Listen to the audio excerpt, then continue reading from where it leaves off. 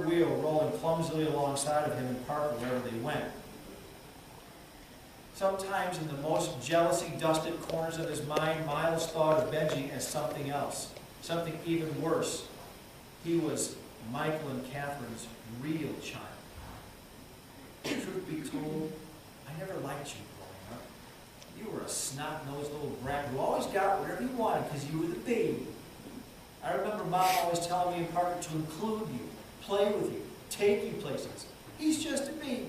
He doesn't have any friends his own age. He just wants to be big like you two. Jesus, I hated that crap. Hey, I understand. I felt the same way about you and Parker.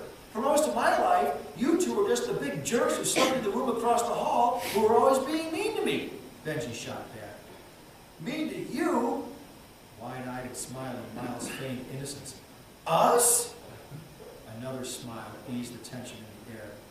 And I resented Mom's interference too. I had plenty of friends. They weren't your friends, but then we were 5 years apart, so why would anyone expect us to have the same friends or do the same things? But look at us now. Time has a way of making things better, I think. True enough, Miles thought. Defined by a deceptive intelligence, wickedly sharp humor, and deep, though often hard to see from the surface, pools of empathy, Benji had become an adult he respected, relied on, and even admired. He and Benji had grown closer as the distance increased between he and Parker, as Parker had made his way along a path that Miles couldn't quite understand, defend, or approve of. Benji released his magical grip. Oh, don't stop, Miles pleaded before collapsing into the chair he'd been leaning on. He rubbed his temples and watched in not totally fake humor as Benji scouted the snaps.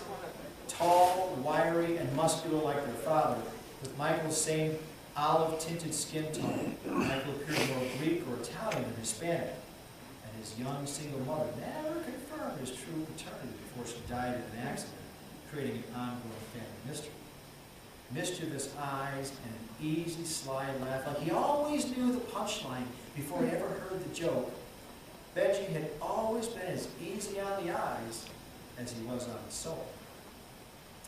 Miles noted a thickening layer of baby fat on his baby brother as he edged toward the back end of his 20s.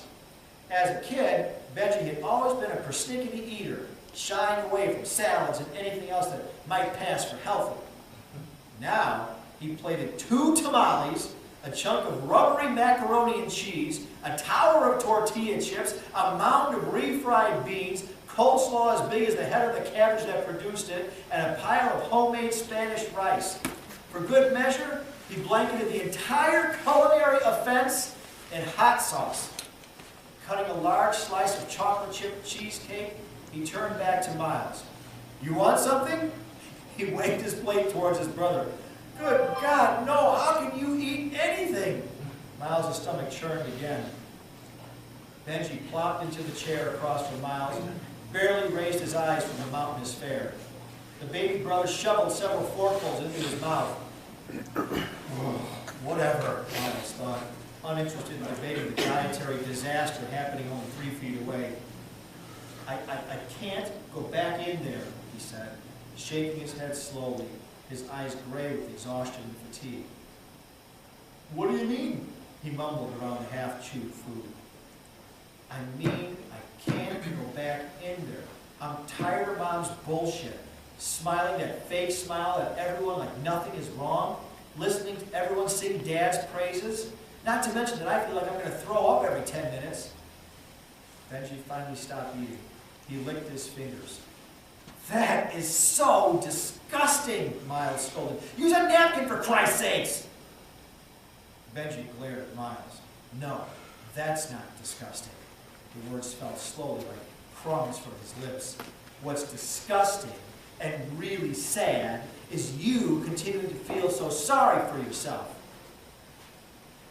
For the first time in nearly 24 hours, Miles' head was suddenly clear. What did you say? You heard me.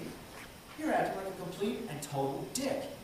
Benji crammed another crust of apple pie into his mouth. Is that spinach dip on the pie? Miles shuddered. You don't know what you're talking about. You have no idea what I'm feeling. No, actually I do, Benji said, gnawing on a mound of reddened pasta. Everyone, and I mean everyone in the family knows how you feel and that you don't want to do the eulogy because you won't shut the hell up about it. Parker, Grandma, Maya, even Mom. Benji wedged a handful of what appeared to be plain wheat crackers into his bulging cheeks, and we're all sick of hearing about it. Are you kidding me? Miles wobbled as he tried to stand up, but the swirling nausea, still outweighing his indignation and anger, forced him back down into the chair. Mom only wants me to do the eulogy because she's too lazy to do it and doesn't want to be bothered. She has no consideration for my feelings. Oh my God, would you please give it up? He finally stopped eating and shoved the nearly empty plate across the table toward Miles. I have never heard so much self-pity from any three people. You know, for someone so smart, you sure are stupid sometimes. Yes, Mom wants you to do the eulogy. Why wouldn't she? You're the best writer and talker in our family. You make the phone book sound like an Oscar-winning movie. That's a good thing, you asshole. It'll make her life just a little bit easier right now. That's also a good thing. She needs someone to lean on now. You're the oldest, so that's your job. And if you weren't so busy feeling sorry for yourself like a bitch, you'd see that. Did you call me a bitch, you son of a bitch? This time, Miles made it to his feet, slow, feeble, wobbling, but standing. Yeah, I did. Benji, too, notched to it. The front of his shirt, a greasy mosaic of dribbled sauces and food scraps. What are you going to do about it? Hit me? You can barely walk, you're so hungover. Maybe I should have left you in that shithole last night. At least you would have blended right in with all the other drunks and losers. Benji snarled. If my dad was here right now, he'd beat your ass. My dad? The words hung there for several seconds, hovering between Miles and Benji like tiny, bomb-wielding hummingbirds. Of course, Miles had thought as much himself countless times, wondering about, debating, and questioning his relationship to the man who had not helped conceive him, but who had adopted him and given him a life, therefore, nonetheless. Was he, Miles, truly Michael Ayala's son in some way more than name? And if he wasn't Michael Ayala's blood son, what did that make him? The answer was as clear to Miles as it was shameful. An orphan of the worst kind. A bastard in the eyes of the world around him that could see so clearly that he looked nothing like the man who'd injected himself into the life of a helpless, desperate single mom so that he could selfishly call himself a father. Still, it was one thing for Miles to question his relationship with his dad. It was quite another for someone, anyone, and especially his baby brother, to raise the issue. Were the words an innocent Freudian slip? Perhaps. A teasing, brotherly stab at a button that Benji had learned how to push over the years as a defense mechanism? Maybe. And in a different time, Miles might have been more willing to just let them evaporate, unacknowledged. But he answered Benji, as his faith-filled heart had always answered his own doubtful mind. But not today. Today, the green of envy replaced the green of nausea. Your dad? Your dad? Wait. Benji held up his hands, palms out, in a gesture of subservient surrender. I didn't mean it that way. You know I didn't. You're my big brothers. I don't always like you guys, but I love both of you. Don't give me that lovey-dovey crap. The mouth is the window to your heart. Benji burped an unintentional half-chuckle. What does that even mean? It means that you said exactly what you meant, Miles yelled, showing no signs of ending this rant anytime soon. I swear, it was just a Freudian slip, man, I promise. I didn't mean anything by it. Benji lowered his voice, slowed his pace, trying to defuse the drunken time bomb that threatened to explode, verbally and literally, across the table. Calm down before you really do get sick.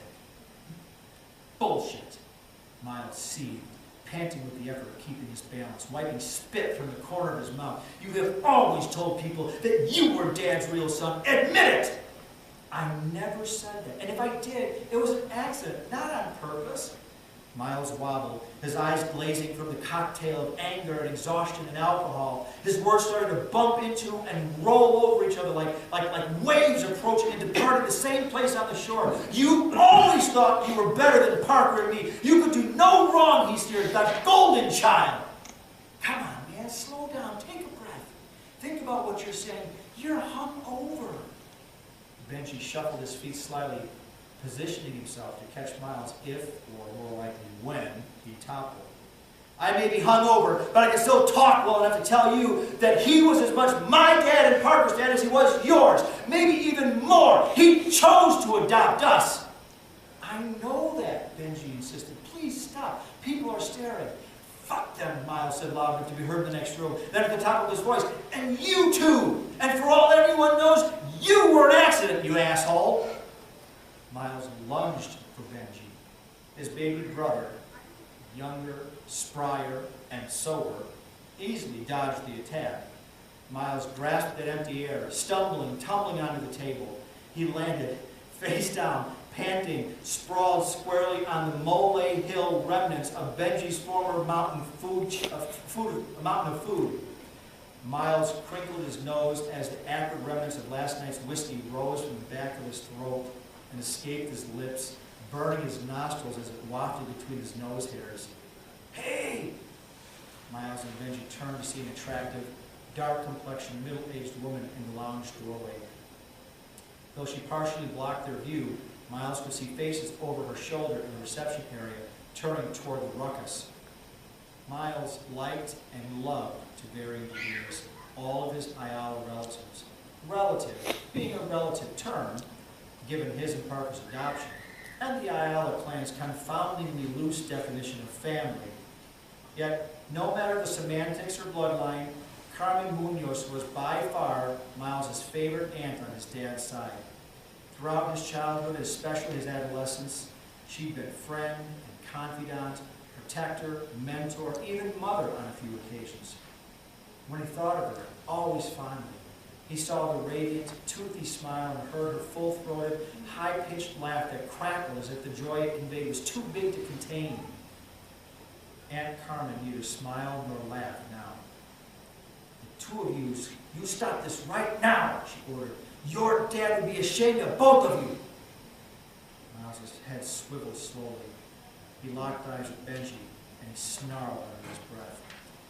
See, I told you, our dad. Benji's eyes rolled. That's what I've been saying all along.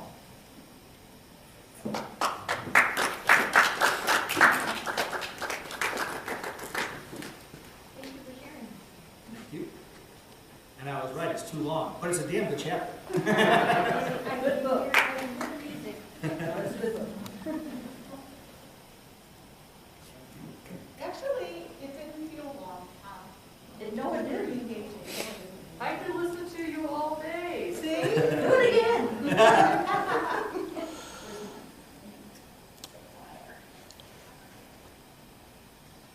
So I write a little differently from Tom.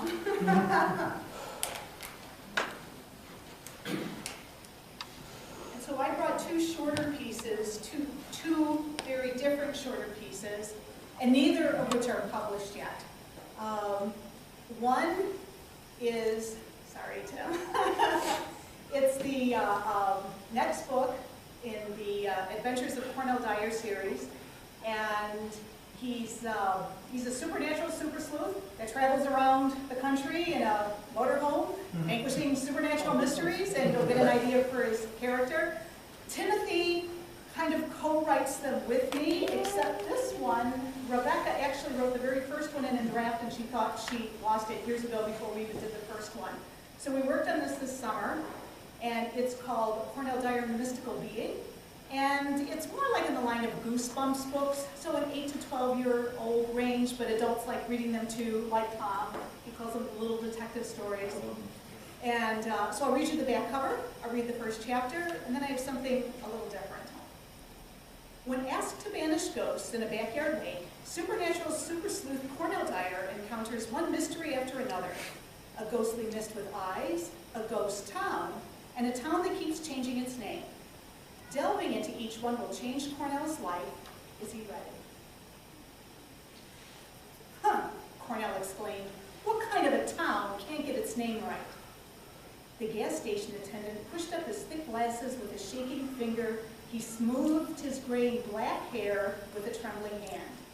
The dusty sun squeezed through the dirty window panes. The dusty sun glinted off the metal name tag on the pocket of the attendant's light blue collared shirt. The name tag read, Kirk Winkler.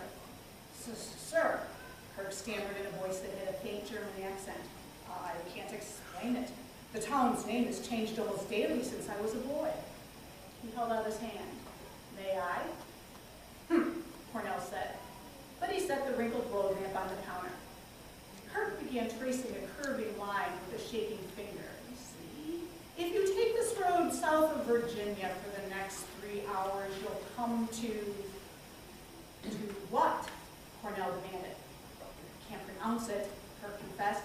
But if you follow this road, you will arrive there. Business or pleasure? Business, Cornell said. I am the great supernatural super sleuth Cornell Dyer.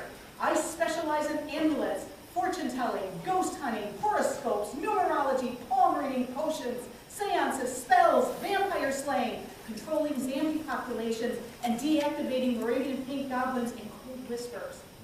Ah, Kirk said with a gleam in his coal black eyes. You will certainly find plenty of supernatural mysteries there. He refolded the map and gave it back to Cornell. May I help you with anything else? Yes, Cornell said. I'll have 6 bottles of icy orange drink and 3 big bags of extra salty potato chips. 10 minutes later, Cornell was behind the wheel in his giant motorhome and zooming down the road Kirk had pointed out. As Cornell drove, he replayed a certain phone call in his mind. Professor Dyer? The woman scolded him. When are you getting rid of the haunted lake in my backyard? I'll be right there, Cornell said, just as soon as I have lunch and cross a few state lines. Of course, Cornell was in no hurry to get to the town of whatever it was called. Along the way, other paying customers hired him too. Naturally, Cornell had to stop to read palms, conduct a few seances, and whip up several dozen love potions. Soon, Cornell was starving.